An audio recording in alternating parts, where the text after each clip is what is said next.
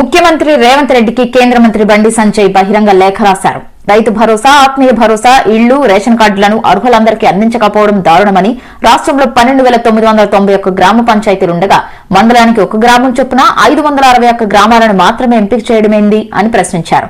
రాష్ట్ర వ్యాప్తంగా అర్హులైన 70 లక్షల మంది రైతులుంటే నేటి వరకు 65 లక్షల మంది రైతుల ఖాతాల్లో డబ్బులే జమ చేయకపోవడం బాధాకరమని, 10 లక్షల మంది వ్యవసాయ కూలీలుంటే నేటికి 9,80,000 మంది రైతుల ఖాతాలో డబ్బులు వేయకపోవడమేంటి? 40 లక్షల కొత్త రేషన్ కార్డులు ఇస్తామని 42,267 మందిని మాత్రమే గుర్తించడం హాస్యాస్పదం.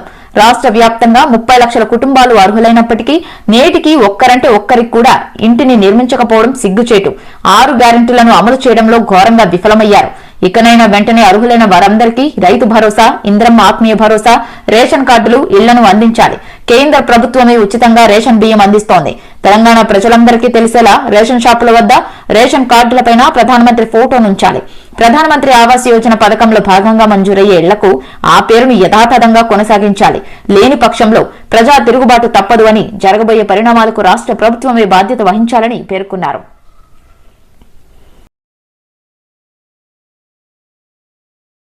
ఎగ్జామ్ రీషెడ్యూల్ చేయాలి, వాళ్ళ ఆవేదన వినాలి, జీవో 29 పూర్తిగా రద్దు చేయాలి, రాజ్యాంగ విరుద్ధమైనటువంటి ఈ జీవోను వెంటనే చెత్తబుట్ల పడేయాలని చెప్పి. ఎవరికి ఇస్తున్నావు నీ ఓటు? ఇప్పుడు గ్యారంటీలు కావాలి. కాంగ్రెస్ మాకు 4,000 పింఛన్ ఇస్తుంది. వరి పంటకు 500 బోనస్ కూడా ఇస్తుంది కాంగ్రెస్. బతుకులు ఆగమైనాయి. రైతులకు, కౌలు రైతులకు ఎకరానికి 15,000 సాయమే గాక వరి పంటకు 500 బోనస్ కూడా ఇస్తుంది.